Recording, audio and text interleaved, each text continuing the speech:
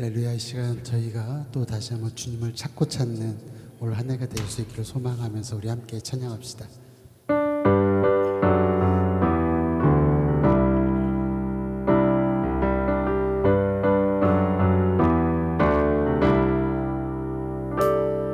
주를 찾는 모든 자들이 주로 말미암아 기뻐하고 즐거워하게 하시며 주의 구원을 사랑하는 자들이 항상 말하기를 하나님은 위대하시다 하게 하소서.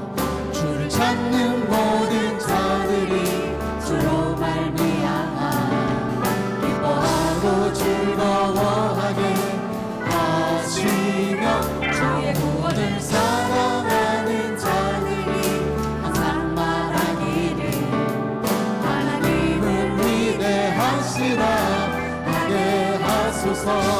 주는 나의 도움 나를 건지시느니 여호와여 지체 말고 내게 임하소서. 가난하고 비판 내 마음 가운데 여호와여. 우리 다시 한번 고백합시다. 주를 찾는 모든 자들이 주를 찾는 모든 자들이 주로 말미암아 기뻐하고 즐거워하게 하시며 주의 구원을 사랑하는 자들이 항상 말하기를 하나님은 위대하시다. 우리 다시 한번 주를 찾는 모든 자들이 주를 찾는 모든 자들이 주로 말미암아 기뻐하고 즐거워하게 하시며 주의 구원을 사랑하는 자들이 항상 말하기를 하나님은 위대하시다 하게 하소서. 주는 나의 도움 나를 건지시느니 여호와여 지체 말고 내게 임하소서.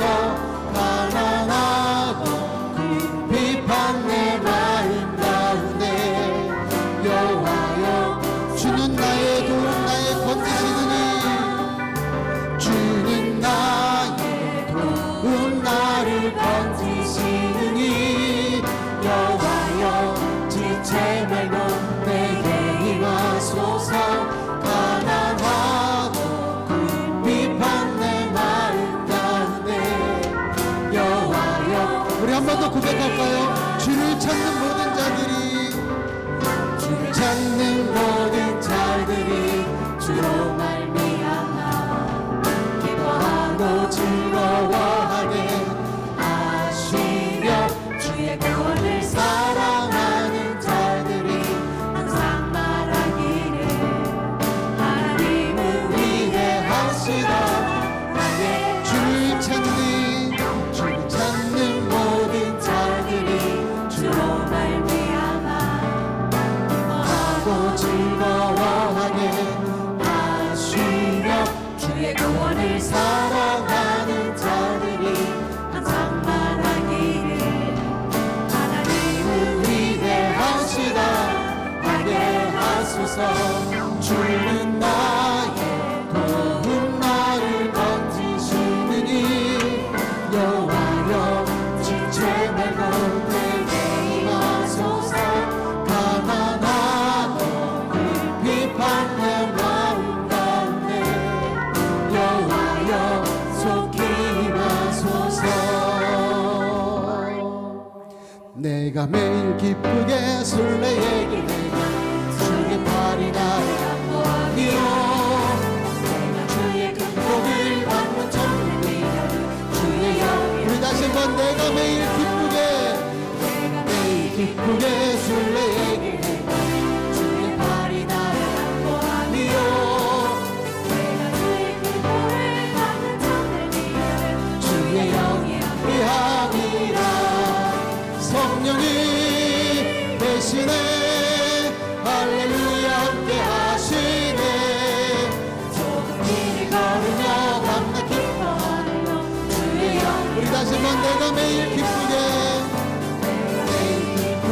순례의 주의 발이 나를 안보하며 주의 공복을 받는 점 주의 영이 함께하며 성령이 계시네 성령이 계시네 할렐루야 함께 하시네 좋은 길을 걸으며 밤낮 기뻐하며 주의 영이 함께하며 저의 빠져서 평안하며 예수 십자가의 몸도 이기고 주 아래 엎드려 잡는 평온 주의 영이 함께하며 성령이 계시네 할렐루야 함께 하시네 좋은 길을 걸으며 밤낮 기뻐하며 주의 영이 함께하며 나와 동행하시고 하시고 모든 염려하시니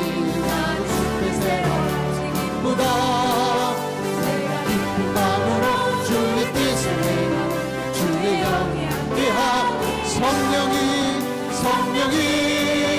계시네 할렐루야 함께 하시네 좋은 길을 걸으며 밤낮 기뻐하며 주의 영이 함께하며 세상 모든 욕망과 나의 모든 정욕 십자가의 이곳을 막았네 온 마음이 지나고 무거운 주었으니 주의 영이 함께하며 성령이 계시네 할렐루야 함께 하시네 좋은 길을 걸으며 밤낮 기뻐하며 주의 영이 함께하며 성령이 계시네 할렐루야 함께 하시네 좋은 길을 걸으며 밤낮 기뻐하며 주의 영이 함께 하리라 할렐루야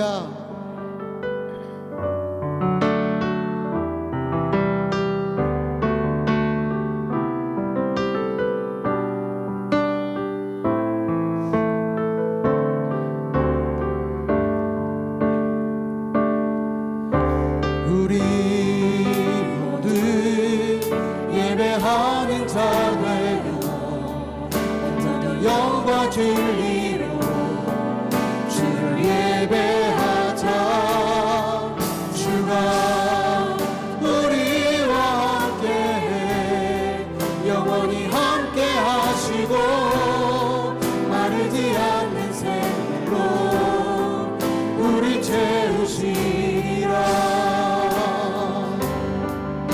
우리 모두 예배하는 자 되고 영과 진리로 주를 예배하자 주가 우리와 함께해 영원히 함께 하시고 마르지 않는 샘으로 우리 채우시리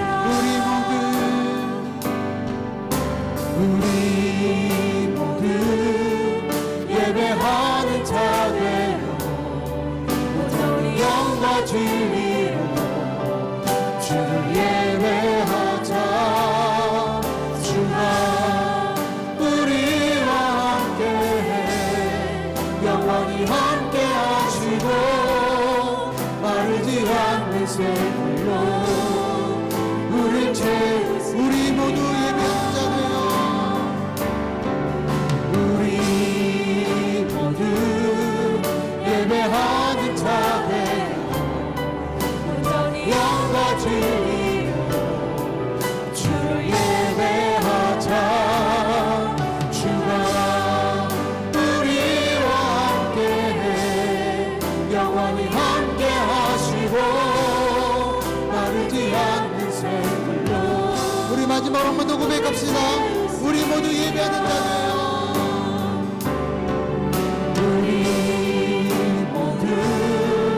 예배하는 자 되어 영과 진리로 주를 예배하자 주가 우리와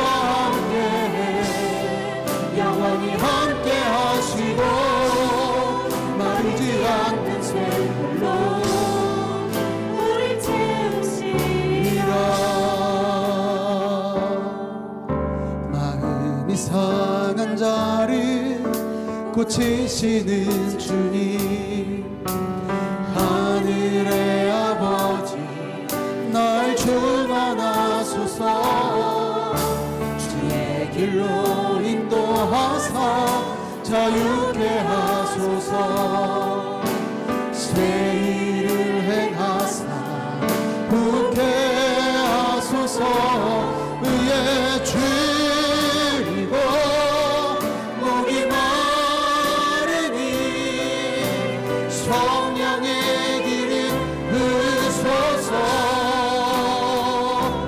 의에 줄이고 목이 마르니 내 잔을 채워 주소서 마음이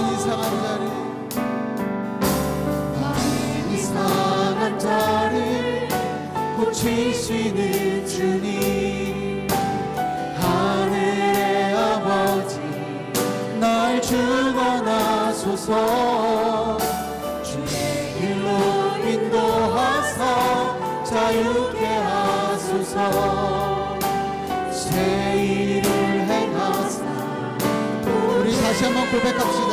마음이 상한 자를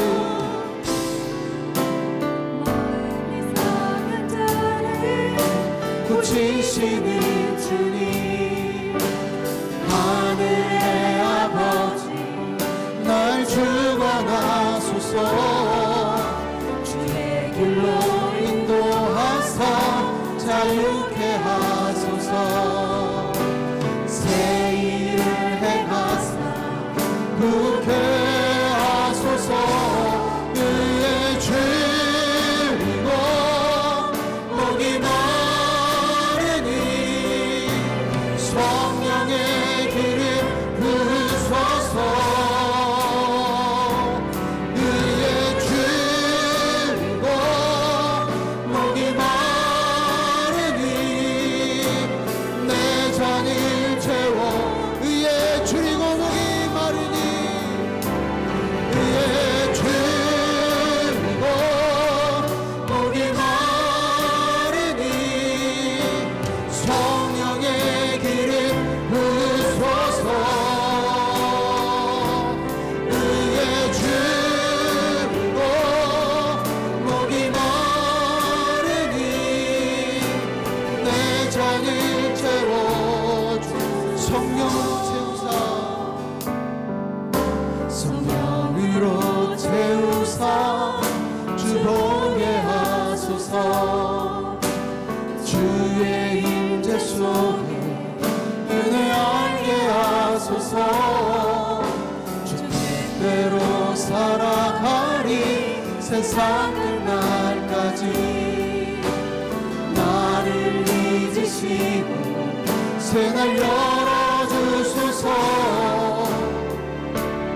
의에 줄이고 목이 마르니 성령의 길을 부소서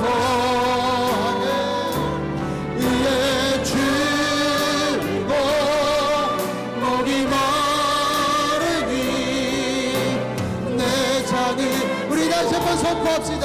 의에 줄이고 목이 마르니 의에 줄이고 목이 마르니 성령의 길을 부소서 의에 줄이고 목이 마르니 내 잔을 채워 주소서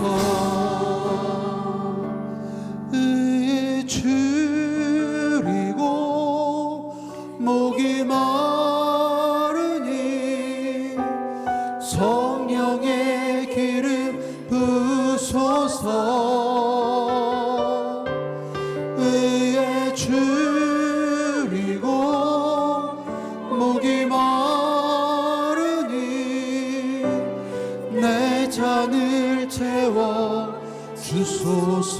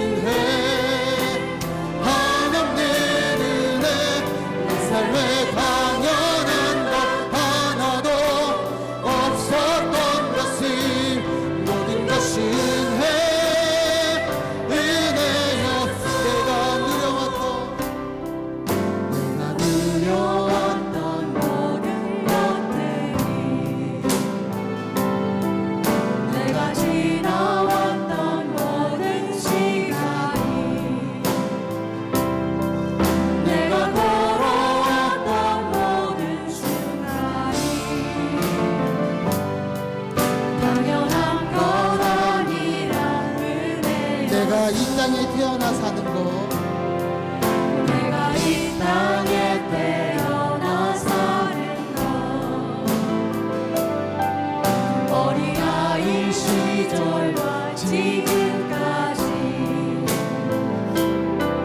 숨을 쉬며 살며 꿈을 꾸르사 당연한 것 아니라 내가 하나님의 자녀로 살며 내가 하나님의 자녀로 살며 오늘 찬양하고 예배하는 삶 복음을 전할 수 있는 축복이 당연한 것 아니라 우리 다 같이 고백합시다. 모든 것이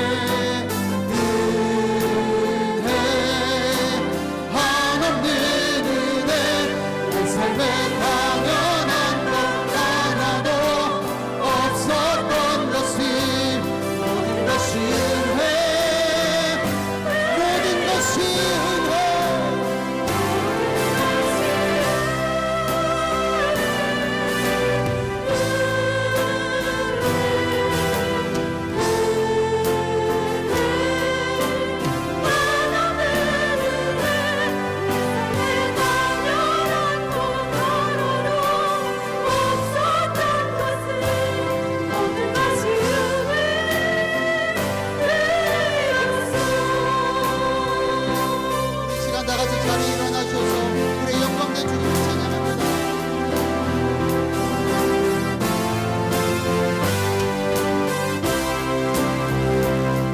우리 주 하나님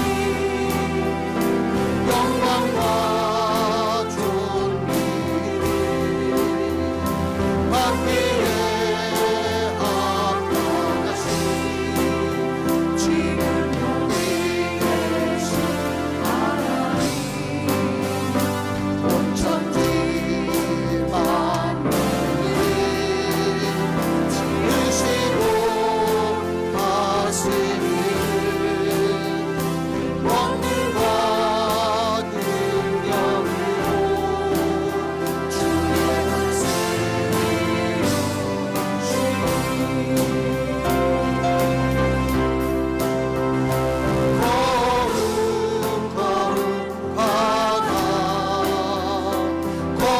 거룩하다 주 하나님 온 전능하시니여 하나님 나라 임하네 어제도 계셨고 오늘도 계시며 이제 오실 우리 왕 어제도 계셨고 오늘도 계시며 이제 오실 우리 왕 어제도 계셨고 오늘도 계시며 이제 오실 우리 왕 어제도 계셨고 오늘도 계시며 이제 오실 우리 왕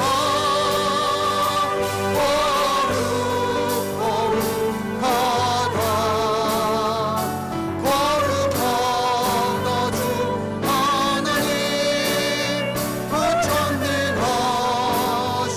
전능하시니여 하나님 나라 임하네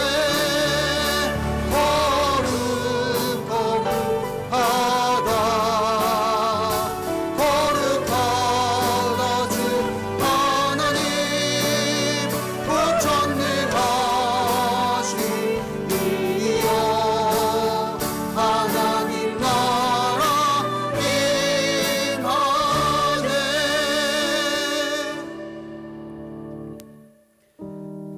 새해 첫 주일 새로운 마음으로 하나님 앞에 섭니다.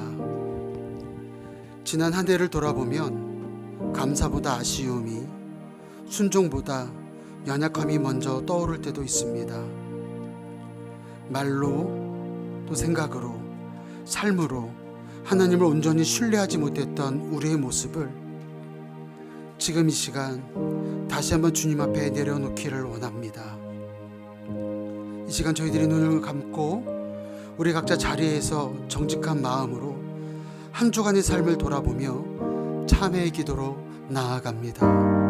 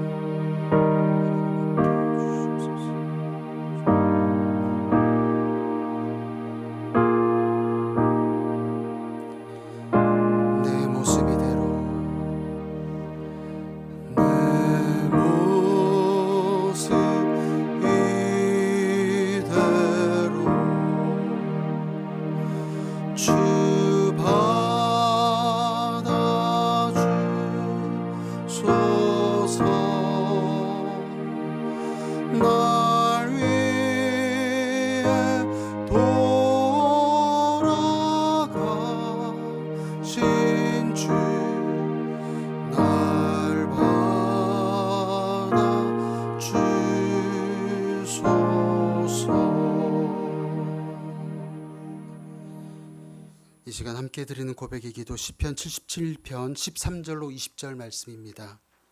시편 77편 13절로 20절 말씀 우리 한 절씩 교독합니다. 하나님, 주님의 길은 거룩합니다. 하나님만큼 위대하신 신이 누구입니까?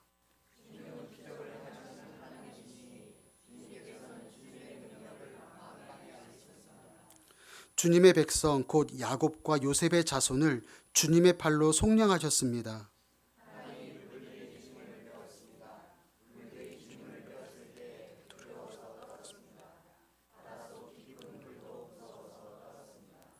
구름이 물을 쏟아내고 하늘이 천둥 소리를 내니 주님의 화살이 사방으로 날아다닙니다.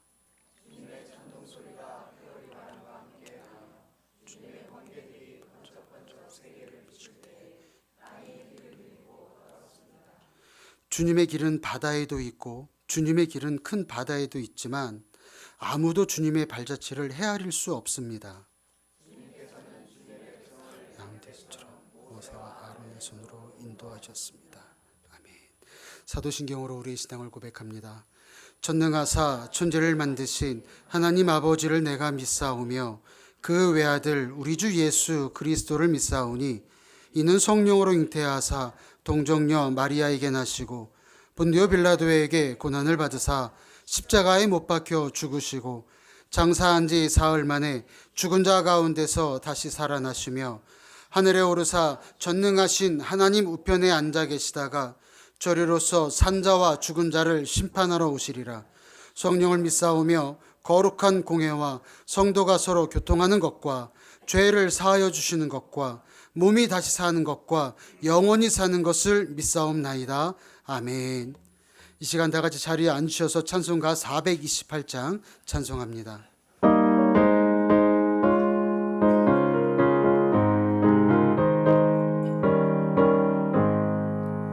내 영혼에 햇빛 비치니 주 영광 찬란해. 이 세상 어떤 빛보다 이 빛 더 빛나네. 주의 영광 빛난 왕자 내게 비춰 주시옵소서. 그 밝은 얼굴 배울 때 나의 영혼 내 영혼 내 노래 있으니 주 찬양합니다. 주 귀를 기울이시사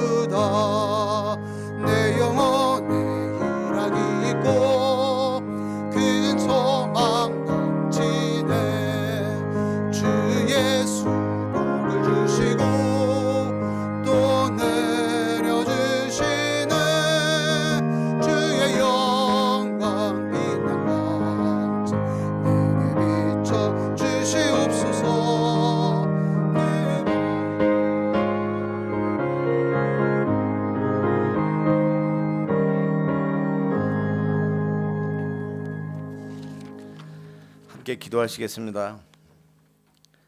할렐루야. 만군의 여호와 하나님 아버지, 은혜와 사랑에 감사를 드립니다.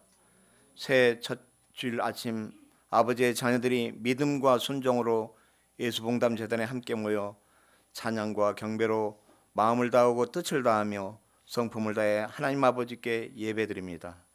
은혜의 아버지, 지난 한 해를 뒤돌아보면 모든 게 아버지의 은혜였음을 고백합니다. 새로 시작하는 올 한 해도 저희 교회와 각 지체들에게 새 일을 행하실 하나님 아버지를 신뢰하며 기도합니다. 새해 저희 교회가 주님 보시기에 옳고 바른 교회로, 복의 근원 되시는 주님의 선하심을 가득한 교회로, 주님의 말씀을 사모하고 지켜 행하는 교회로, 또한 올 한 해는 주님의 지상 명령이신 선교의 사명을 잘 감당하는 선교의 전초기지가 되게 하여 주시옵소서. 이 땅의 수많은 교회 중에서 주님의 마음을 시원케 해드리며 주님의 기쁨이 되는 교회로 우뚝 서게 하여 주시옵소서. 또한 주님이 원하시는 복음의 길을 잘 걷고 있는지 매 순간 점검하며 성령 충만함으로 거듭나는 이런 교회가 되게 하여 주시옵소서. 소망의 주님, 새해 이 나라와 이 민족이 주님 앞에 철저히 회개하여 주님의 공률과 은혜로 정치, 경제, 사회, 문화, 국방 모두가 반석 위에 세워져 흔들림 없이 전진하는 한 해로 축복하여 주시옵소서. 사랑의 주님, 이 재단에 리더로 세우신 담임 목사님을 비롯한 믿음에 동력하는 부목사님들과 간사님, 팀장님들, 선생님들과 목자님들이 올 한 해 주님의 온전한 인도하심으로 한 분 한 분이 하나님 아버지의 걸작품들로 세워져가는 한 해가 되게 하여 주시옵소서. 또한 요하부에서 작년에 이르기까지 모든 성도들이 하나님을 사랑하고 이웃을 사랑하는 주님의 기쁨이 되게 하시며 항상 주 안에서 형통하고 평탄한 삶을 영위하게 하여 주시옵소서. 오늘 말씀을 대언하실 담임 목사님에게 지혜와 계시형을 마음껏 부어주시어 성령의 충만한 역사가 모든 성도들 마음판에 새겨지게 하여 주시옵소서. 목사님에게 강한 영권을 충만하게 채워주셔서 막히신 양떼들을 푸른 초장과 맑은 시내로 인도하는데 부족함이 없게 하여 주시옵소서. 이 모든 말씀을 우리 구주 예수님의 존귀하신 이름으로 기도하옵나이다. 아멘.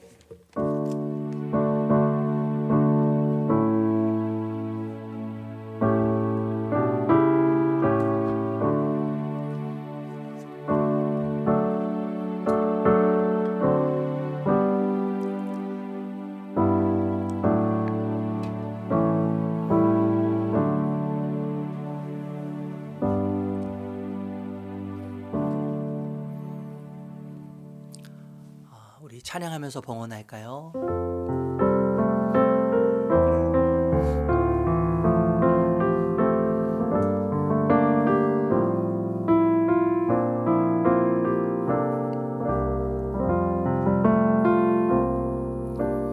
나의 모습 나의 소유 주님 앞에 모두 드립니다. 모든 아픔 모든 기쁨 내 모든 눈물 받아주소서.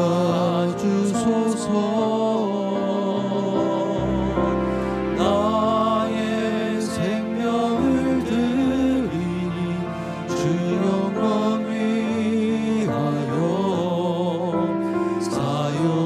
사용하옵소서. 내가 사는 날 동안에 주를 찬양하며 기쁨의 제물 되리.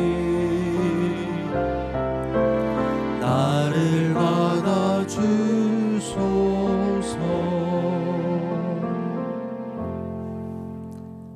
새로운 해, 또 새로운 날, 새로운 시간을 주신 하나님께 감사합니다. 하나님의 사랑과 은혜가 우리의 어떤 수고나 노력 없이 새로운 시간을 선물로 받게 하셨습니다. 주님, 한 해 동안 나를 더 사랑하시는 하나님으로 인해 찬양하게 하여 주시옵소서. 시시각각 나를 도우실 하나님을 경배합니다. 넘어져도 붙잡아 주실 주님, 지칠 때도 다시 일어서게 하실 하나님을 우리 일상에서 예배하기를 소망합니다. 주님, 우리는 연약하지만 강하신 하나님으로 인해 실망하지 않겠습니다. 지난 한 해 주님 돌아보면 왜 이렇게 하나님께 달라고만 했는지 이기적이었던 우리의 모습을 돌아봅니다. 주님, 올 한 해 더 아버지를 사랑하고 또 아버지를 높이고 찬양하며 감사하는 한 해가 되게 하여 주시옵소서. 아버지로 충분하다는 고백 속에서 매일 그 사랑의 고백을 하는 우리의 일상이 되게 하여 주시옵소서. 아버지가 너무너무 좋아서, 예수님이 너무너무 좋아서 아버지께 달려가고 예수님께 달려갈 때 누리게 되는 참 사랑 안에 거하게 하여 주시옵소서. 나의 모든 것 되시는 예수님의 이름으로 기도드립니다. 아멘. 샬롬. 네, 새해 첫 예배 너무 귀한 시간 감사드리고요. 옆에 계신 분들하고 한번 인사할까요? 주님이 함께여서 행복합니다. 네, 감사합니다. 우리 건너편에 계신 분들하고 인사할 때요. 하나님이 하실 일을 기대합니다. 네, 감사합니다. 오늘 보니까 막 독감도 걸리시고 뭐 코로나도 걸리시고 또 뭐 이렇게 또 지방에도 가시고 그런 분들이 많이 계시는데 아마 온라인으로도 함께 예배드리시는 분도 계시는데 하나님이 함께여서 행복하고 또 올 한 해 하나님이 하실 일을 기대하는 그런 우리 일상이 되기를 축복합니다. 교회 소식 여러분 전해드리겠습니다. 주보를 참고해 주시고요. 그리고 12월 간지 보시면은 12월 재정 보고 있습니다. 저는 좀 깜짝 놀랐는데 우리 성도님들이 참 최선을 다해서 매번 이렇게 드리시는 것이 너무너무 감사하고 때로는 이렇게 많이 드리셔서 생활하실 수 있을까? 막 이런 생각이 들 정도로 너무 과하게 하나님께 드리시는 것 같아서 그 참 목회자로서 감사하기도 하고 또 짠하기도 하고 그런 마음인데요. 우리의 귀한 삶들을 하나님께서 기뻐 받으실 거라고 생각이 들고 다시 한번 우리 성도님들께 감사의 말씀 드리고요. 재정 보시고 궁금한 사항 있으시면 우리 재정팀으로 문의하시면 되겠습니다. 그리고 작년 한 해 이제 결산이 다 됐는데 혹시 보기 원하시는 분들은 재정팀에 문의하시면 보시면서 함께 좀 질문도 하시고 그렇게 좀 시간을 가지시면 좋겠습니다. 원래는 이제 공동의회를 하면서 저희가 예결산 이런 걸 다 집행하는데 저희는 매달 이렇게 마지막 첫째 주죠. 첫째 주에 그 전달 재정 보고를 드리면서 또 질문 사항도 받고 같이 나누기 때문에 따로 그런 시간을 좀 갖지 않고 앞으로는 좀 필요가 있을 때 공동 의회를 통해서 그런 시간을 좀 갖도록 하고요. 매달 이렇게 앞으로도 저희가 재정은 투명하게 보고하면서 우리 성도님들과 함께 이 물질을 좀 사용하려고 하니까 그렇게 이해해 주시면 감사하겠습니다. 큐티책 여러분 1, 2호로 구입하시면 좋겠고요. 제가 늘 말씀드리지만 목사의 설교로 사시면 안 됩니다. 하나님의 말씀으로 사셔야 되고 하나님과 나와의 1대1 관계에서 하나님이 주시는 마음과 말씀으로 반응하면서 여러분 꼭 사셨으면 좋겠고요. 기부금 영수증 로비에서 신청하실 수 있습니다. 우리 주차 안내드리면 지금 뭐 계속 주차 문제가 계속 있는데 우리 이 본 건물, 이 교회가 있는 본 건물은요, 새가족분들 또 방문하시는 분들 영유아 우리 위에서 좀 배려하면 좋겠고 옆에 있는 주차장 바로 횡단보도 건너편에 1분 거리입니다. 여기 이용하시고 여기 이용하시는 분들은 로비에 그 조그만 태블릿이 있거든요. 그래서 등록하시면 전액 무료로 이용하실 수 있고요. 공영 주차장 이용하셔도 좋습니다. 한 3분 거리인데 공영 주차장은 저희가 로비에 이렇게 현금을 좀 비치해둬요. 그러면 맞춰서 비용 가져가시면 편안하게 이용하실 수 있습니다. 섬김위원회 우리 팀장님들 2부 예배 후에 목양실에서 식사하면서 함께 교제하면서 모임 갖도록 하겠습니다. 우리 목자 모임 있습니다. 1월 25일 마지막 제주 주일 식사 후에 1시에 청소년 예배실입니다. 공간 아름에서 모임 갖도록 하겠습니다. 그리고 서리 집사 추천하고 임명을 하려고 하는데요. 1월 25일 마지막 제주 주일 까지 목자분들이 추천해 주시면 좋겠어요. 추천해 주시는데 당사자의 동의를 꼭 구하시면 좋겠고 타교회에서 집사 직분을 서리 집사 직분을 받지 않으신 분들 세례를 꼭 받으셔야 하고 저에게 항상 그런 고민이 있는데요. 우리가 전통적인 기준이 있지 않습니까? 전통적인 기준, 뭐 11조, 봉사, 뭐 신앙의 횟수, 이런 것에 대해서 굉장히 우리가 전통적으로 이렇게 접근하게 되는데, 저는 좀 그런 고민을 해요. 우리가 복음적으로 어떻게 접근할 수 있을까? 예, 전통적이 아니라 복음적으로 어떻게 이걸 적용해 가지고 사람들을 세울 수 있을까? 이런 고민을 좀 하게 되는데, 제일 중요한 건 예수님을 사랑하는 거겠죠. 예, 예수님을 사랑하는 마음이면 여러분 앞으로 헌신하게 될 거예요. 그죠? 앞으로 주님을 위해서 어떤 삶을 살든 주님을 위해서 살게 될 겁니다. 제일 중요한 건 사실 예수님을 사랑하는 거죠. 예수님을 사랑하는 마음 없이, 그 사랑 없이 목사 되면, 장로 되면, 권사 되면 문제예요. 그죠? 예, 그 사랑하는 마음이 제일 중요하다고 생각이 들고, 추천해 주시기를 부탁드립니다. 그리고 2부 예배 시간은 10시 45분부터 찬양과 함께 시작된다는 거 기억하시고요. 그리고 성경에 대해서 제가 좀 다시 한번 설명드려. 저희는 세 번역을 쓰고 있습니다. 저도 개역 개정을 한 35년 정도 썼더라고요. 35년, 40년 가까이 개역 개정을 썼는데, 세 번역으로 바꾸니까 되게 불편한 게 저도 많아요. 많은데 우리 교회가 어떤 교회여면 좋을까? 이 시대에 주님이 원하시고 예수님께서 우리 교회를 향해서 어떤 마음을 가지실까라고 생각할 때 문턱이 낮은 교회면 좋겠다, 이런 생각을 정말 많이 하게 됩니다. 그래서 헌금도 사실 헌금 시간에요 바구니 돌릴 수 있거든요. 많은 목사님들이요 예배 그 헌금 시간에 바구니 돌려야지 헌금 줄어든다, 저한테 그런 얘기 하시더라고요. 굉장히 공감되는 이야기인데 제가 그런 이야기를 들었어요. 교회 가고 싶은데 헌금 바구니 돌려서 헌금할 돈이 나에게 없습니다. 내가 교회를 못 나가겠습니다. 제가 이 이야기를요 의외로 많이 들었어요. 부목사로 사역하면서요. 헌금 5,000원, 10,000원 때문에 예수님을 못 믿는 일이 없도록 우리 교회가 해야 되지 않을까. 저는 그게 너무 가슴 사무치는 거예요. 제 마음속에. 제가 너무 속상한 거예요. 그게요. 헌금이 없어서 헌금 안 내면, 바구니 돌릴 때 헌금 안 내면 눈치 보이고 의식하게 되고 죄책감을 갖는다는 거죠. 그래서 예수 못 믿겠다는 거예요. 여러분 어떻게 이럴 수가 있습니까? 우리가 이 전통적 한국교회의 전통을 우리가 다시 한번 복음적으로 생각해야 되지 않을까? 이런 고민을 계속 하게 되는 거예요, 여러분. 그래서 제가 개척하면서 이제 2년 넘었지만 개척하면서 우리 교회는 재정이 어렵더라도 헌금 바구니 돌리지 않는다. 헌금 때문에 낼 헌금이 없어서 예수 못 믿고 예배 못 드리는 일 없도록 하자.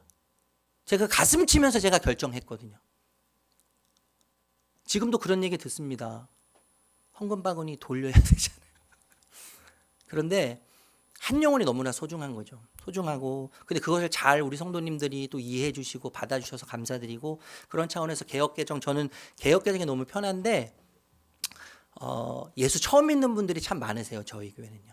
처음 믿는 분들이 많고, 사실 그리고 개역개정보다 세 번역이요 원어에 보면 더 잘 해석된 게 많아요. 더 성경적인 게 사실 개역개정보다는 세 번역이에요. 그 세 번역이 있는데 저도 사실 낯설어요. 이 고백의 기도할 때 세 번에 올라가면 굉장히 낯설고 어색합니다. 그죠? 그 문장이 되게 어색하고 읽을 때도 어색해요. 그런데 원어에 더 가깝습니다. 성경이 원어에 히브리어 헬라어에 더 가까운 게 개역개정보다 세 번역이고, 또 중요한 건 뭐냐면 예수 처음 믿는 분들, 그분들에게 문턱이 낮은 교회가 우리 교회가 되면 좋겠어요. 그래서 좀 불편하실 겁니다. 개역개정 막 40년 50년 보신 분들은 불편하실 거예요. 근데 잘 우리 성도님들이 제 목회적인 어떤 철학, 어떤 생각들을 잘 이해해 주셔서 이렇게 잘 따라와 주셔서 너무나 감사드리고, 우리는 항상 우리는 예수를 예전부터 믿은 사람들 다 어른입니다. 그래서 아이들 배려해야죠. 어린 아이들을 배려하고 약자들을 배려. 제가 강조하는 것은 가족인데, 가족의 핵심은 약자에 대한 배려예요. 전 그게 너무나 중요하다고 생각하는데, 그게 예수님의 삶이셨는데, 많이 불편하시겠지만 우리 성도님들이 잘 따라와 주시고 또 공감해 주셔서 다시 한번 감사드리고, 제 어떤 목회적인 마음들, 또 목회적인 철학들을 잘 지금처럼 잘 이해해 주시고 함께 해 주시기를 부탁드리고, 종종 제가 이런 말씀을 또 드리도록 할게요. 감사합니다. 네.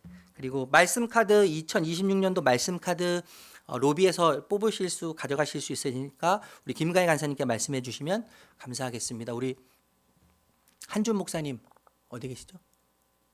설교하고 계세요? 그러면은 이따가 축도 끝나고 오시라 그러세요. 네, 우리 사모님도 저 뒤에 계시는데 같이 인사하도록 하겠습니다. 우리 올해부터 취학부 섬기시는 목사님이세요. 이따 인사하도록 하고요. 함께 나눌 말씀은 사도행전 1장 1절 말씀이에요. 이거 꺼주셔도 될 것 같은데요. 사도행전 1장 1절 말씀 우리 같이 읽을까요? 시작.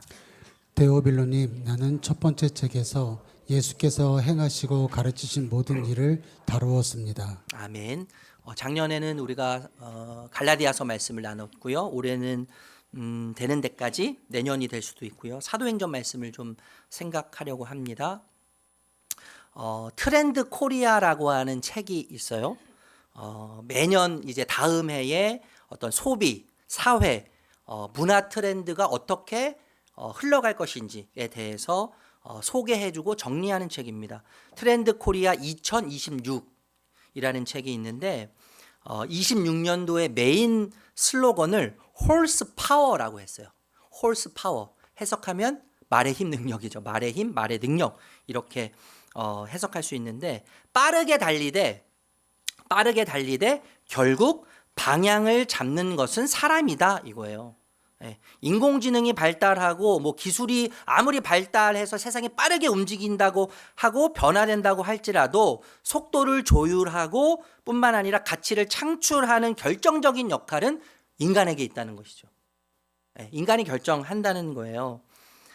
저는 한마디로 이렇게 정리하고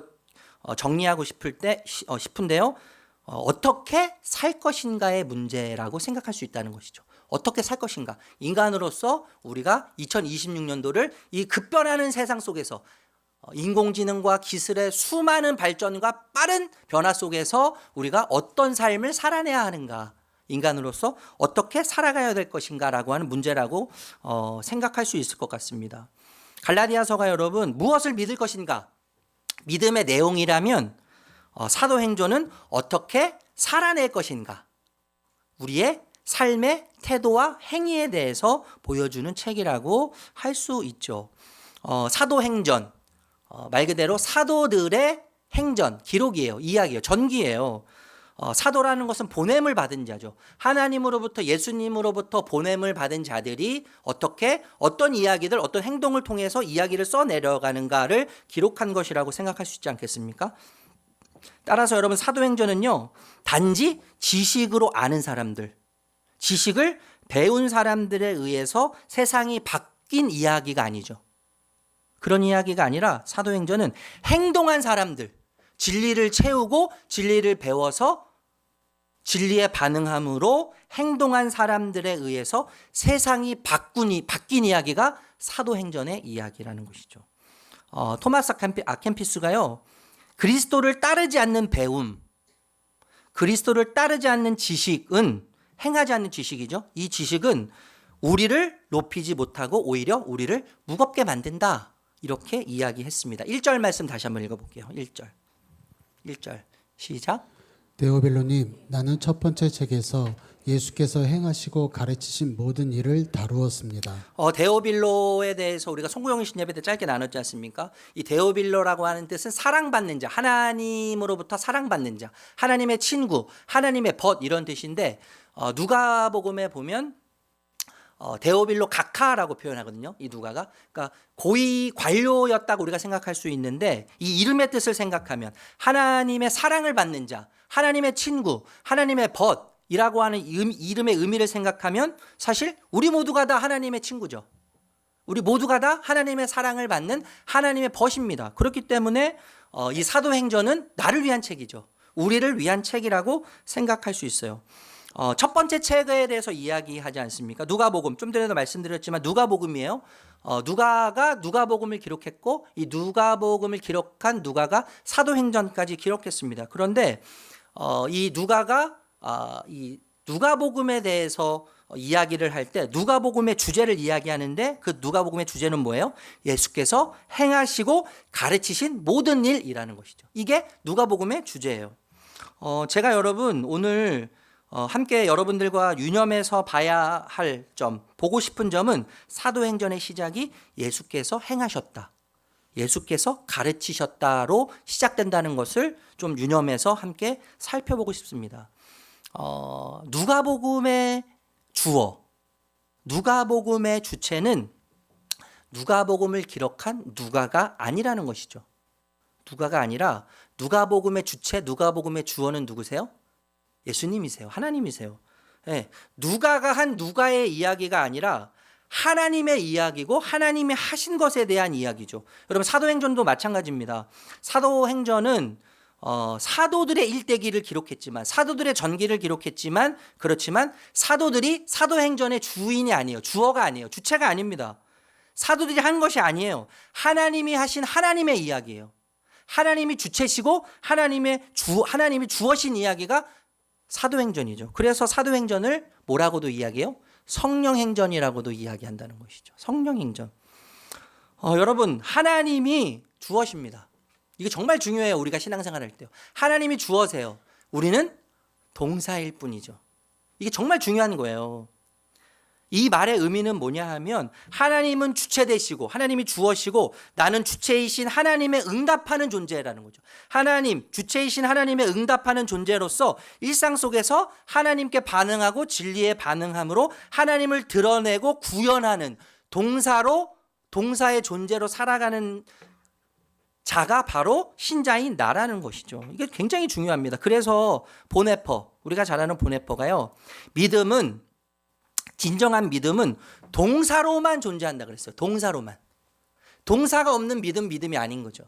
진정한 믿음은 동사로만 존재하고 순종은 믿음에서만 나온다 라고 이야기했습니다. 여러분, 모든 문장은 주어가 바뀌면 동사도 바뀌게 되어 있습니다. 그죠? 주어가 바뀌면 동사는 바뀌게 되어 있는 거예요. 여러분, 실현, 아픔이 올 때, 제가 새해가 되면 종종 이런 말씀 드리지만 새해가 된다고 달라질 건 하나도 없죠, 사실. 그렇죠? 예. 어떤 일이 우리에게 찾아올지 우리는 알 수 없지만 두려움이 커요. 불안이 크고 염려가 클 수밖에 없어요. 우리의 미래를 그 누구도 보장해 주지 않아요. 우리는 어제도 우리 집사님들하고 그런 얘기 했지만 95% 일어나지 않을 95%에 대해서 염려하고 불안해하고 두려워하는 자들입니다, 우리가. 왜냐하면 일상의 불확실성 때문에 그런 거 아니겠어요? 여러분, 올 한 해 우리에게 시련이 올 거예요. 아픔이 올 거예요. 그런데 그때 중요한 게 뭐예요? 주어예요, 주어. 여러분, 시련이 오고 아픔이 올 때 내가 주어가 되면 이렇게 반응합니다. 이제 나 어떡하지? 나 이제 어떻게 해야 되지? 나 이제 끝난 거 아니야? 나 이 문제 앞에서, 이 시련 앞에서, 이 아픔 앞에서 내가 이제 어떻게 해야 되지? 그런데 주어가 바뀌면, 나에서 하나님으로 주어가 바뀌면 어떤 질문이 떠오르겠어요? 하나님은 어떤 분이시지? 라는 질문이 떠오르기 시작하는 거예요. 내가 주어일 때는 이거 나 어떡하지? 내가 이 문제를 어떻게 해결해야 되지라고 시작할 수밖에 없지만 주어가 하나님이 되면 하나님 어떤 분이시지? 하나님이 어떤 분이셨지? 하나님의 자녀를 위해서 어떤 일을 하셨지? 라는 질문을 하게 되는 것이죠. 대개 여러분, 내가 주인이 되면요, 그래서 이렇게 이야기하게 됩니다. 내가 해결해야지. 내가 해결해야지. 이거 내가 해결해야 돼. 내가 뚫고 나가야 돼. 그래서 버텨야 돼. 이렇게 시작하게 돼요. 그러나 여러분, 믿음은요, 주어가 하나님이 되게 해요. 주어가 하나님이 되게 하고 내가 동사가 되게 하는데 하나님이 함께 하시지 생각하게 만들죠. 하나님이 함께 하시지. 그러니까 나 혼자 버티는 게 아니구나. 결코 나 혼자가 아니구나 라는 생각을 하게 합니다. 하나님이 주어 되실 때 하나님이 모든 것을 아시지. 하나님이 나의 모든 것을 아시지. 나의 억울함도 아시고 나의 고통도 아시고 나의 슬픔도 아시고 나의 아픔도 아시지. 그래서 여러분, 믿음은 우리로 하여금 어떻게 동사로 반응하도록 합니까? 하나님 앞에서 무릎 꿇게 하는 거예요. 하나님 앞에서 무릎 꿇게 하고 하나님 앞에서 눈을 감게 해요. 하나님과 소통하게 만드는 것이죠. 뿐만 아니라 여러분, 하나님이 주어 되실 때요, 하나님이 나를 책임지시는 분이라는 것을 확신합니다. 하나님이 나를 책임지시지. 시련과 아픔 앞에서 하나님이 나를 책임지셔. 그래서 우리는 어떤 동사를 하게 됩니까? 맡기게 되는 거예요. 계속 맡기게 되는 거예요. 하나님께 계속 던지는 거예요. 맡긴다는 것은요, 던지는 거예요. 던지는 거. 내 시련과 아픔을 하나님께 던지는 겁니다. 여러분, 가정, 직장, 모든 관계에서 하나님이 주어가 되시면 먼저 흘려보내시는 하나님의 마음을 알게 돼요. 먼저 흘려보내시는 하나님. 하나님은요, 언제나 먼저 사랑하셨어요. 그리고 하나님은 언제나 먼저 찾아가셨어요. 그리고 하나님은 언제나 먼저 보듬으셨어요. 그리고 품으셨지 않습니까? 그래서 여러분 적용하게 되죠. 우리를 동사로 반응하게 하는데 베푸신 은혜에 대해서 반응으로 행동하게 합니다. 하나님이 나를 먼저 사랑하셨고 하나님이 나를 위해서 먼저 희생하셨지. 하나님이 주어가 되시면 나는 작은 일에도 사랑하게 되고 작은 일에도 섬김으로 반응하게 되는 것입니다. 아, 하나님이 나를 먼저 용납하셨지. 하나님이 나를 먼저 사랑하셨어. 그러면 내 기준하고 좀 안 맞는 사람, 그렇지만 그런 사람을 품게 됩니다. 보듬게 되는 거예요. 하나님이 나를 보호하셨고 나를 지켜주셨어. 그렇기 때문에 앞으로도 지켜주실 거야. 여러분, 우리가 직장 생활을 하다 보면 정말 불의한 일들이 많이 있습니다. 손해볼 것 같은 현실들이 정말 많아요. 그렇지만 하나님의 지켜주심과 하나님의 보호하심이 주어가 되면 불의한 상황에서도 어떻게 돼요? 성실하게 되는 것 아니겠어요? 성실하게 됩니다. 정직을 선택하게 되는 거예요. 여러분, 불안, 두려움의 시기에 대부분은요, 내가 주어가 되면 감정이 주어가 되게 돼 있어요. 내가 주어가 되면 감정이 또 나를 주어가 돼서 이끌어가요. 그래서 불안과 두려움과 조급한 상황이 생기면 어떻게 됩니까? 움츠러들어요, 움츠러들어. 그리고 두려움 때문에 도망갑니다. 예. 그렇지만 하나님이 주어 되실 때 여러분 어떤 반응을 보이겠어요? 하나님은 나의 피난처시지. 하나님은 나의 피난처셔. 그렇기 때문에 도망이 아니라 맞서게 되는 담대함이 생기는 겁니다.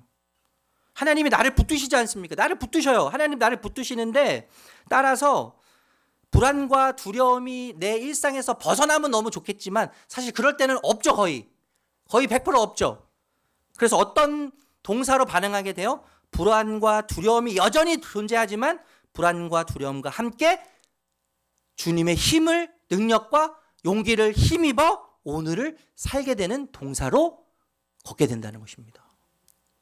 여러분, 주어를 하나님으로 바꾸면 동사는요, 자연스럽게 바뀌는 거예요. 그런데 여러분, 예수님도 동사의 삶을 사셨습니다. 1절 말씀 읽어볼게요. 1절 말씀. 다시 한번 읽어볼게요. 시작. 데오벨로님, 나는 첫 번째 책에서 예수께서 행하시고 가르치신 모든 일을 다루었습니다. 여러분, 가장 먼저 우리가 좀 주목해야 될 게 뭐냐면 먼저 하신 예수님의 동사죠. 예수님께서 뭘 하셨는가? 예수님은요, 먼저 가르치지 않으셨다는 거예요. 가르치시기 전에 행하셨어요. 여기에 우리가 주목할 필요가 있습니다. 말씀을 살아내신 거예요. 말씀을 사셨어요. 예수님은요. 가르치시기 전에요. 진리를 사셨어요. 진리에 반응하셨다는 겁니다. 루추하고 남루한 인간의 몸을 입고 이 땅에 오셨어요. 세례를 받으셨어요. 무릎을 꿇고 하나님 앞에서 눈을 감으셨고 기도를 하셨습니다. 먼저 인간들에게 오셔서 친구가 되어주셨고 벗이 되어주셨습니다. 말씀하시기 전에 예수님은 먼저 하나님 아버지를 사랑하셨고 이웃을 사랑하셨어요. 그렇게 하실 필요가 없는 분이 그렇게 먼저 행하셨어요. 여러분, 예수님의 가르침과 예수님의 말씀에 무게가 있는 이유, 묵직한 이유는 바로 여기에 있는 것이죠. 그분의 행하심에 근거한 가르침이기 때문에 묵직하게 우리에게 느껴지는 거예요. 무게감이 있는 거예요. 예수님은 하나님 말씀 자체시죠. 그래서 하나님 말씀 자체세요. 예수님은 살아있는 말씀 그 자체세요. 만약에 예수님께서 행하시지 않고 말씀으로만 가르치셨다면 예수님의 가르치심은 허공에 묻히는 가르침이었을 것입니다. 그리고 공허한 울림밖에 되지 않았을 거예요. 그것으로 끝났을 겁니다. 기독교는 2000년 동안 존재할 수 없었을 거예요. 먼저 행하신 예수님. 행동으로 가르치기 전에 먼저 보이셨던 예수님. 여러분, 세상에는요 정말 많은 가르침들이 있습니다. 탁월한 강사들이 정말 많죠. 저도 많은 분들의 동영상을 들으면서 때로는 감동도 받고 웃기도 하고 때로는 삶의 지혜도 얻기도 하고 깨달음도 얻기도 합니다. 그런데 그러한 가르침이 결국 나를 바꾸지 못한다는 것을 알 때가 정말 많이 있어요. 너무나 그 가르침이 훌륭하고 좋아요. 내 감정을 타치해요. 내 이성과 지성을 바꿀 만한 만큼 힘을 느껴져요. 그런데 나중에 보면 바꾸지 못할 때가 정말 많아요. 여러 가지 이유가 있겠지만 대부분 그 핵심적인 이유는 가르치는 자의 행함이 없기 때문인 거죠. 내가 그 사람의 삶을 모르는 거예요, 여러분. 그래서 가르침이 아무리 감동적이고 훌륭해도 깨달음이 있어도 바꾸지 못합니다. 여러분, 설교는 일종의 가르침이잖아요. 이 가르침? 설교를 하면서 정말 이런 생각을 많이 하는데 설교는요, 사람을 바꾸지 않더라고요. 제가 설교를 그렇게 막 진짜 열심히 최선을 다해서 준비해도 설교가 사람을 바꾸지 않더라고요. 여러분, 혹시 설교 들으시면서 이런 생각 하실 때 있지 않습니까? 야, 너가 가르친 대로 사냐? 너는 강단에서 떠드는 대로 사냐? 사실 제가 제 자신에게 던지는 질문이에요. 너는 그렇게 못 살면서 너 왜 이렇게 말만 잘하냐? 그래서 항상 설교할 때마다 여러분 묵직해요, 마음이. 고민이 돼요. 항상 고민이 돼요. 내가 그렇게 살지 못한 것에 대한 비통함이 제 안에 있어요. 그래서 설교할 때 고민은 어떻게 하면 예수님을 드러낼 수 있을까? 어떻게 하면 설교 시간에 예수님을 드러낼 수 있을까? 복음이신 예수님을 드러낼 수 있을까? 내가 아니라, 우리의 자랑이 아니라, 우리의 이야기가 아니라 하나님의 이야기를 어떻게 하면 드러낼 수 있을까? 이런 고민을 하지 않을 수 없는 거예요. 여러분, 설교를 통해서 이상민 목사가 풀어내는 하나님의 말씀이 아니라 설교를 통해서 말씀이신 예수님을 만나셔야 되는 거예요. 그래야지 변화가 일어납니다. 이상민 목사가 풀어내는 말씀이 아니라 어설퍼도 어색해도 설교 가운데 임하시는 하나님, 예배 가운데 임하시는 하나님, 살아계신, 지금도 살아계셔서 살리시는 그 예수님을 만나셔야 되는 거예요. 진리이신 예수님을 만나야 사람은 변하더라고요, 여러분. 아무리 타고난 목사님의 설교를 듣는다고 사람은 변하지 않아요. 기독교 윤리 실천 운동이라고 하는 단체가 있습니다. 이 단체에서 2023년 1월 11일부터 15일까지 전국 15세 이상 성인 남녀 1000명을 대상으로 해서 설문조사를 했는데 한국교회 신뢰도에 대한 조사예요. 한국교회 신뢰도. 응답이 여러분 참 놀랍습니다. 74%가 저는 한국교회를 신뢰하지 않습니다. 74%가 나는 한국교회를 신뢰하지 않습니다. 그 세부적인 내용을 보니까요, 한국교회가 교회 밖의 비판을 수용할 준비가 되지 않았다. 그래서 나는 교회를 신뢰하지 않는다. 80%입니다. 80%. 교회 이기주의 34%. 교회 지도자들의 외식적인 삶, 저에게 책임이 있죠? 20%. 불투명한 재정 사용 18%. 타종교에 대한 배타적인 태도 17%. 여러분, 한국교회는요, 더 이상 신뢰를 받지 못하는 단체가 되어버렸습니다. 복음 전도가 어렵게 됐어요. 여러분, 이 사도행전을 통해서 우리가 보겠지만 초대교회는 전도하지 않았습니다. 전도대가 구성돼서 전도하지 않았어요. 예수 믿으라고 말할 수가 없었어요. 예수 믿으라고 말하는 순간 체포되어서 핍박과 고난을 당하게 되어 있어요. 그래서 숨겨서 예수님을 믿었어요. 그런데 사도행전 2장에 보면 어때요? 날마다 구원받는 수가 더해가는 거예요. 그 이유가 뭘까요, 여러분? 행동 때문이죠, 행동. 그들의 삶 때문이에요. 신자들의 삶. 여러분, 한국교회가 더 이상 신뢰를 얻지 못하는 것은 우리 같은 목사로부터 시작돼서 우리 모두의 행동 때문이죠. 세상 사람들은 보이지 않는 하나님을 볼 수 있는 유일한 방법이 뭐냐면 우리가 믿는 하나님, 나를 통해서 세상 사람들은 하나님을 보게 되어 있습니다. 복음에 관심을 갖게 되어 있습니다. 그런데 여러분, 교회가요, 세상적 방식과 동일한 것을 추구해요. 삶의 방식이 똑같아요.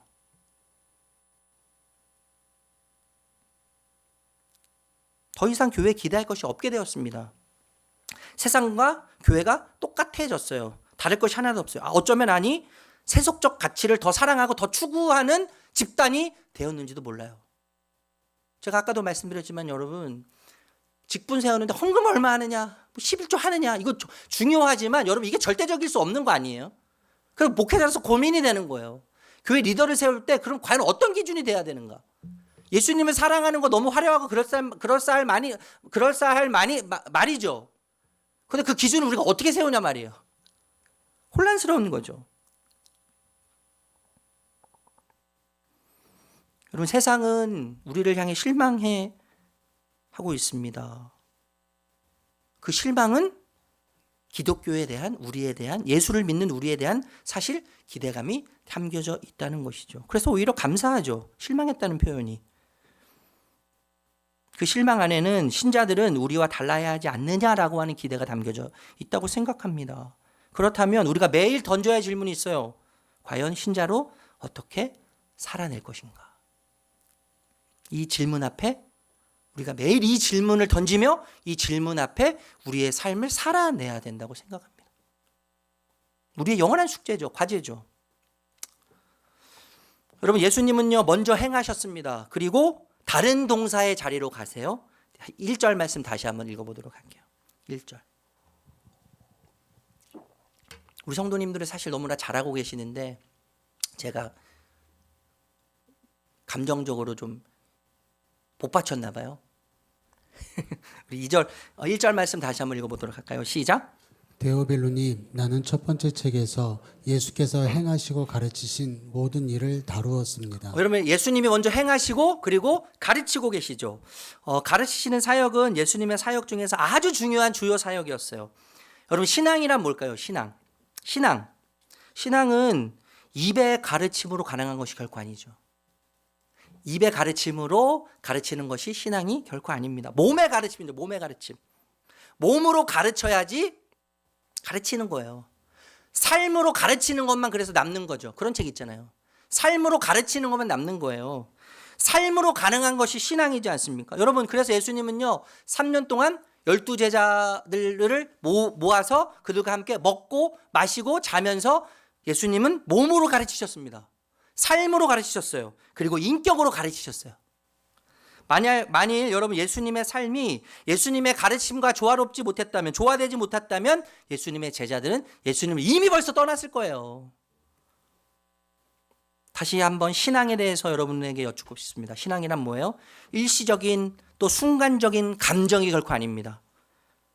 일시적이고 순간적인 결단으로 하는 행동이 아닙니다.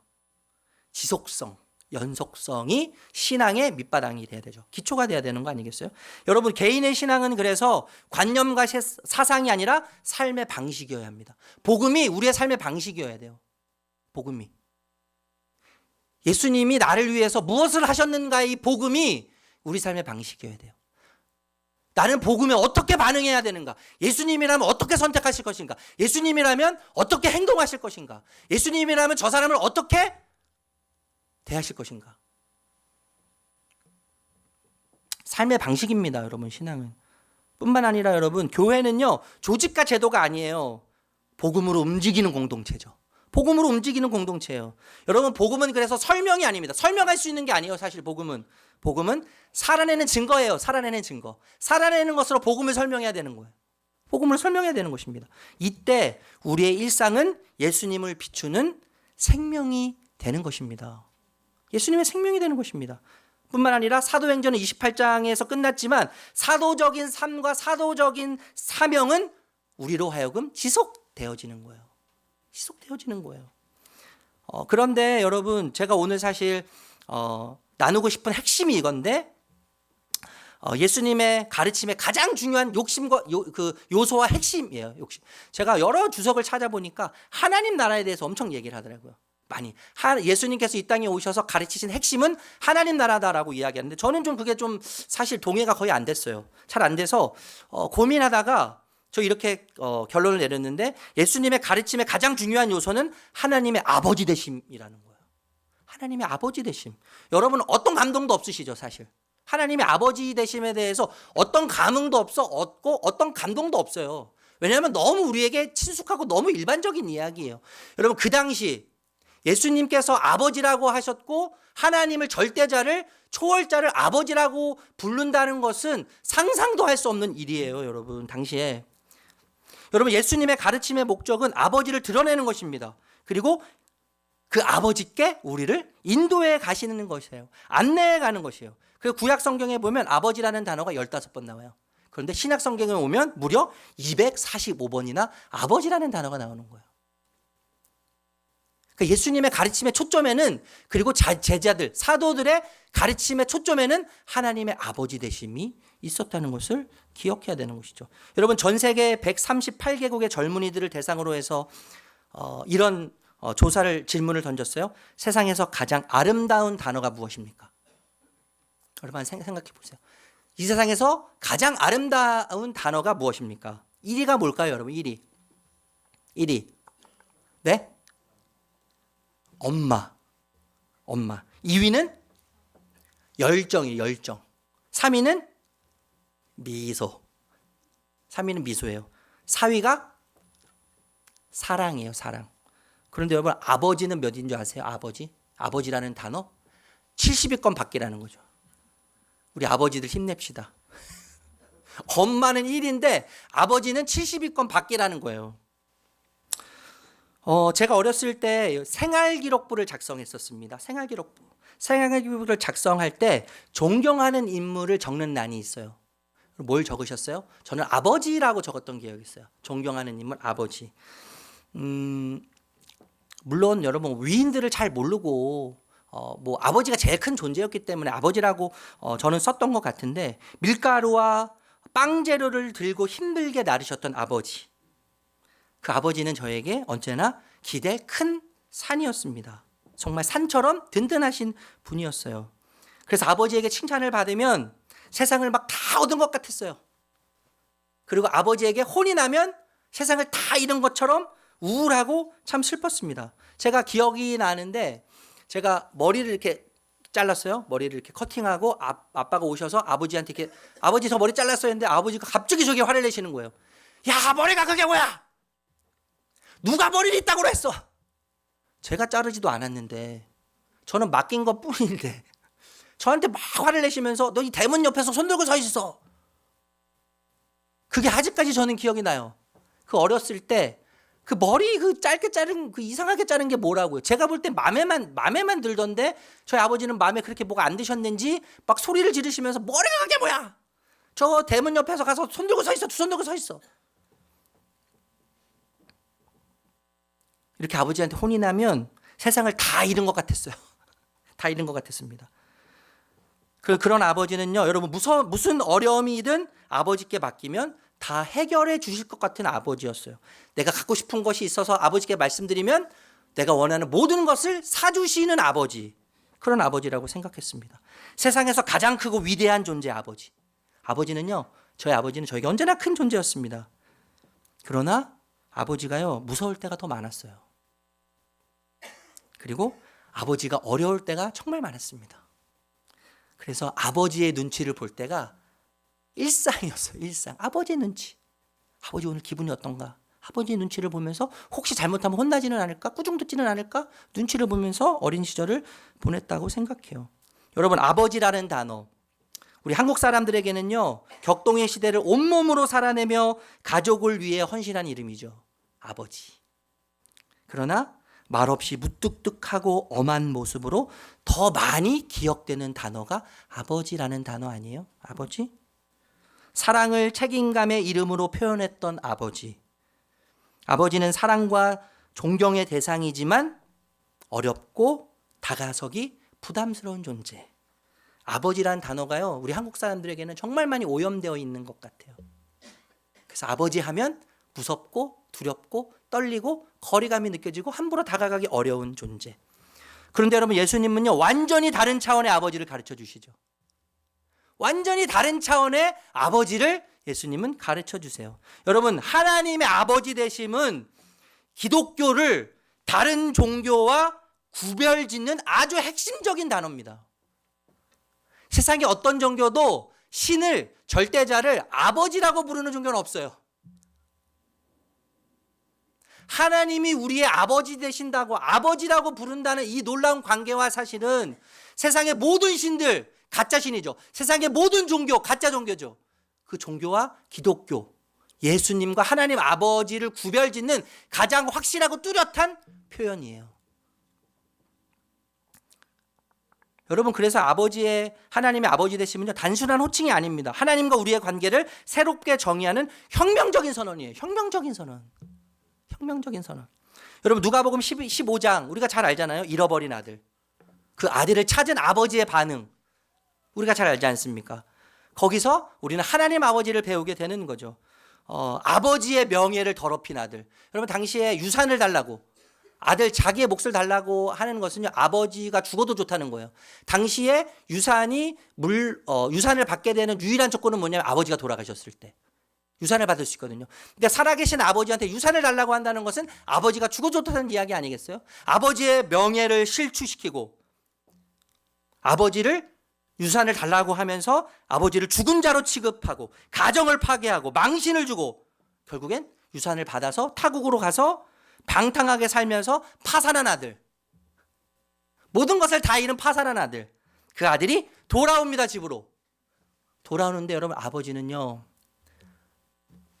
멀리서 모습만 봐도 제가 내 아들인 줄 알아요. 제가 내 딸인 줄 알아요. 목소리만 저기 멀리서 들려도요, 아버지는 아들의 목소리를 알아요. 저는 제 아들의 냄새를 잘 맡아요. 그 땀 냄새. 멀리서 그 코에 익은 그 냄새가 나면 아들이 오는 거예요. 아버지는 멀리서도 알아요. 목소리만 스쳐도 알아요. 형체만 봐도 아버지는 압니다. 정확하게 자식을 알아보죠. 그래서 여러분, 이 아버지가 아들이 돌아오는 것을 보고 어떻게 해요? 달려나가요. 당시의 고대 중동에서는 아버지는 가장은 절대 뛰지 않았습니다. 그 당시의 의복이 이렇게 찢어진 치마 같은 의복인데 여러분, 뛰면은 뭐가 보여요? 다리 속살이 보이는 거예요. 그 당시에 이 다리 속살이 보이는 걸 수치스럽게 여겼기 때문에 가장은 절대 뛰지 않습니다. 근데 이 아버지는 아들을 보자마자 어떻게 해요? 뛰어나가는 거예요. 체면이 안 중요한 거죠.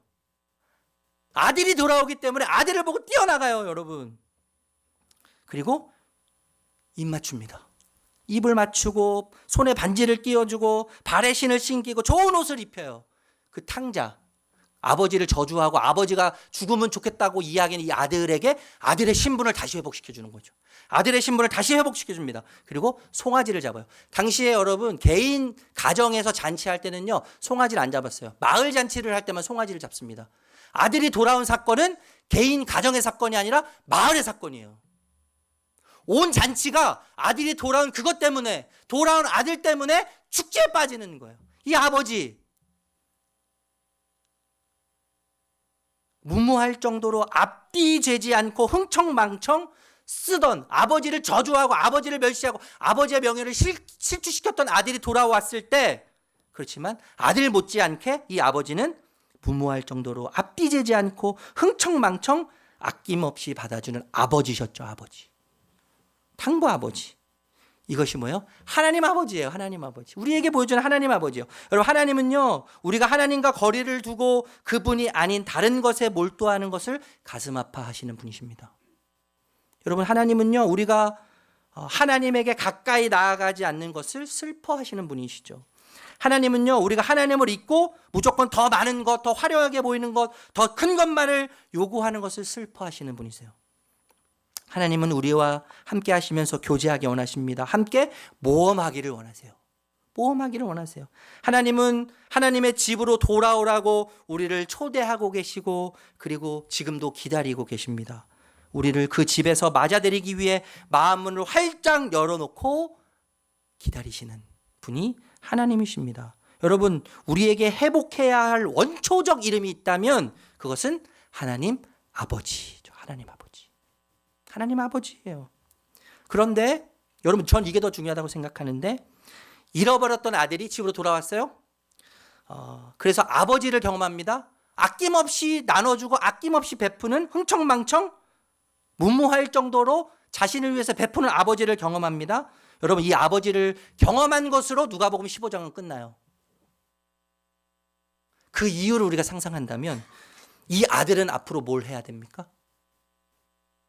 아낌없이 나눠주는 아버지를 경험했다면 여기서 이야기가 끝나지만 그 이후에 이야기를 우리가 쓴다면 어떤 이야기를 쓸 수 있을 것 같아요? 이 아들은 어떤 아들이 돼야 돼요? 아버지가 돼야죠.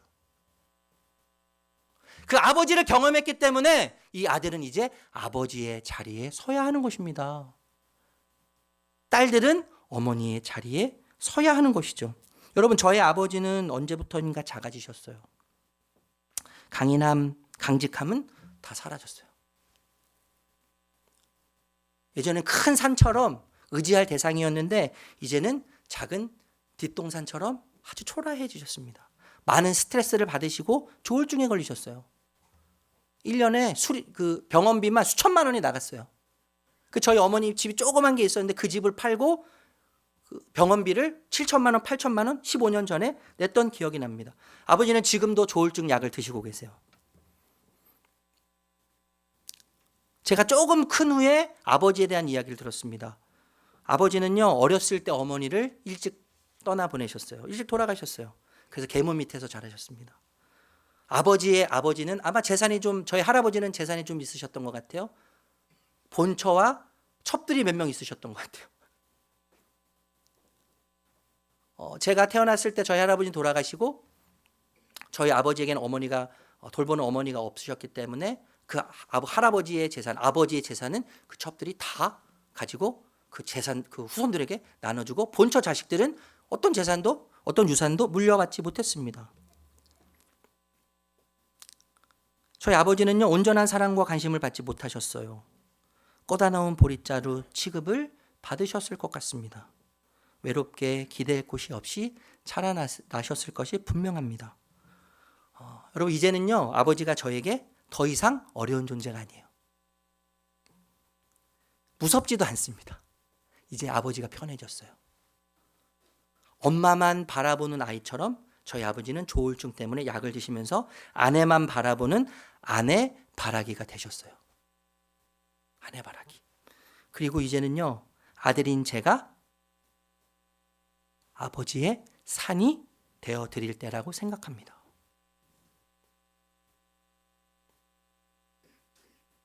그 아버지를 경험한 자로, 아낌없이 베푸는 아버지를 경험한 자로 우리 모두 이제 아버지가 되어야 할 차례죠. 어머니가 되어야 할 차례입니다. 말씀을 마치겠습니다. 여러분, 26년도 작은 소망이 저에게 있다면 하나님 아버지가 우리 삶의 주어가 되시고 나는 동사가 되는 일상, 하나님 아버지가 주어 되시고 우리는 동사가 되는 교회가 되기를 아주 작게 소망해 봅니다.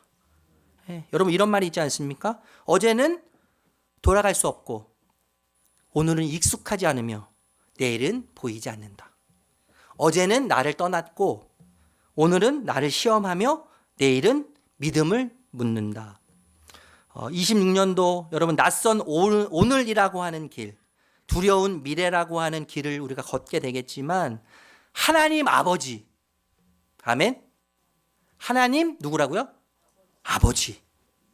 하나님 아버지에 대한 신뢰와 믿음으로 그 믿음에 대답하며 용기 내어서 아버지와 함께 담대하게 26년도를 걸어가실 수 있기를 위대하신 예수님의 이름으로 축복합니다. 축복합니다.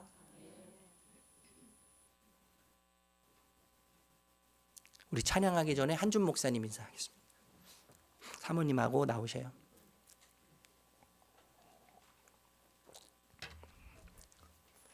우리 한준 목사님, 저보다 나이가 좀 많아 보이시죠? 30대 후반이시고요. 우리 사모님도 참 그 송구영신 예배 때 오셔서 첫 예배 드리셨는데 사모님이 여기서 막 그 제기차게 하시고, 저는 처음 와서 되게 낯설고 어색할 것 같은데 막 그 적극적으로 하시는 걸 보면서 참 마음이 너무 예쁘다, 너무 귀하다, 그런 생각을 너무 많이 들었고, 송구영신 예배 드리고 나서 우리 성도님들이 저한테 너무 좋은 분이 오셨어요, 너무 귀한 분이 오셨어요, 너무 기대가 돼요, 이런 얘기들을 참 너무 많이 들을 수 있어서 감사했습니다. 우리 한준 목사님 올해부터 취학부 초등학생 우리 자녀들을 지도하실 거고요. 우리 사모님 이혜민 사모님, 저랑 같은 경주이시더라고요. 네, 근데 보는 다른 것 같아요. 우리 사모님 오셔서 함께 섬겨주실 거고요. 우리 가은이, 그리고 유리, 봄입니다. 봄. 이제 돌이 좀 있으면 돌이죠. 네, 좀 있으면 돌인데 봄이에요. 봄. 우리 세 자녀 함께 우리 가족이 되었습니다. 우리 박수로 한번 축복하면서 환영하도록 하겠습니다. 혹시 하실 말씀 한 말씀 하실래요? 사모님 하실래요? 알겠습니다. 다시 한번 박수로 축복하고 여러분 많이 사랑해 주시고 많이 축복해 주시면 감사하겠습니다. 이 시간 우리 다 복음 고백할까요? 복음 고백. 우리 복음 고백하겠습니다. 같이 고백합니다. 시작. 제가 하는 어떤 행위도 하나님이 저를 더 사랑하시거나 덜 사랑하시도록 할 수 없습니다. 주님의 인재와 인정만이 저의 영원한 자유와 만족을 위해 필요한 것임을 잊지 않게 하옵소서. 주님이 제게 어떻게 행하셨는지를 기억하여 저도 다른 이들을 대하게 하옵소서. 주님의 십자가에서 무한한 긍휼과 자비를, 주님의 부활에서 영원한 능력과 권세를 신뢰함으로 오늘을 살게 하옵소서. 아멘. 우리 다 함께 일어나셔서 오늘 주신 말씀 우리 마음에 새기며 베드로의 고백 우리 함께 주님께 고백하며 올려드리도록 하겠습니다.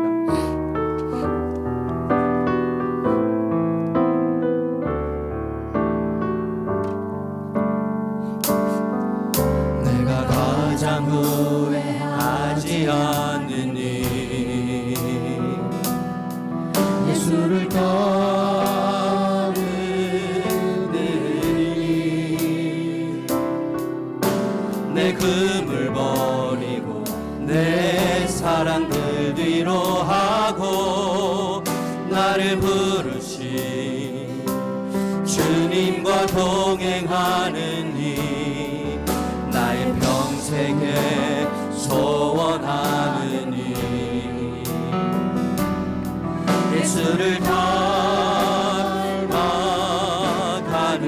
일, 그는 많은 죄하시고 사랑을 가르치신 나의 예수님을 사랑하는 이, 날 부르심에 감사, 날 부르심에 감사, 날 놓지 않으신 감사, 하늘 보좌 버리고 날 사랑하심에 감사, 나의 모든 삶을 남은 모든 인생을 예수님과 함께 걷겠음. 날 부르심에 감사, 날 부르심에 감사, 날 놓지 않으신 감사, 하늘 보좌 버리고 날 사랑하심에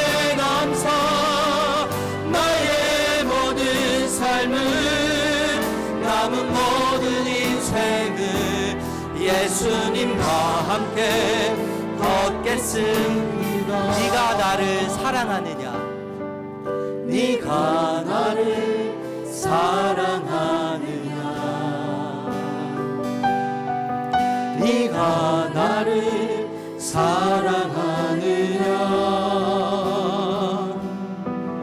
네가 나를 사랑하느냐. 주님 내게 물어보시네. 주님 내게 우리 믿음으로 전심으로 고백합니다. 내가 주를 사랑합니다. 내가 주를 사랑합니다. 아멘. 내가 주를 사랑합니다. 아멘. 내가 주를 사랑합니다. 주를 사랑합니다. 내가 주를 사랑합니다. 아십니다. 날 부르심에 감사, 날 놓지 않으신 감사, 하늘 보좌 버리고 날 사랑하심에 감사, 나의 모든 삶을 남은 모든 인생을 예수님. 마지막으로 고백할까요? 우리 믿음의 두 손을 높이 들고 날 부르심에 감사, 날 놓지 않으신 감사, 하늘 보좌 버리고 날 사랑하심에 감사, 나의 모든 삶을 남은 모든 인생 함께 얻겠습니다. 새날을 주신 하나님 감사합니다. 날 부르신 그 은혜, 날 놓지 않으시는 그 하나님의 능력, 하늘 보좌를 버리시고 나를 영원히 사랑하시는 그 사랑에 반응하며 감사의 제사를 드리는 저희가 되기를 소망합니다. 주님, 26년도 작은 소망이 있다면 우리 일상에서 하나님 아버지가 주어가 되시는 것입니다. 우리 교회에 하나님이 주체가 되시는 것입니다. 그리고 나는, 우리의 삶은, 우리의 일상은, 우리 교회는 동사가 되는 것입니다. 주님, 26년도 낯선 오늘이라고 하는 길, 두려운 미래라고 하는 길을 걷게 되겠지만 하나님 아버지에 대한 신뢰와 믿음으로, 그 신뢰와 믿음에 대답하며 용기 내어 아버지와 함께 겸손하지만 담대함으로, 연약하지만 확신 속에 걸어가는 올 한 해가 되도록 우리를 이끌어가 주시옵소서. 우리를 통해 예수의 발자취가 났기를 원합니다. 복음의 이야기가 새겨지기를 원합니다. 하나님이 높여지기를 소망합니다. 우리를 그렇게 이끌어가 주시옵소서. 우리를 영원히 승리하게 하실 주님을 찬양하며 예수님의 이름으로 축복하며 기도드립니다. 아멘. 우리 주 예수 그리스도의 은혜와 하나님 아버지의 사랑과 성령의 인도하심이 주의 백성 한 분 한 분 머리 위에, 가정 위에, 직장 위에 하시는 모든 일들 위에 함께 하시기를 간절히 축원하옵나이다. 아멘.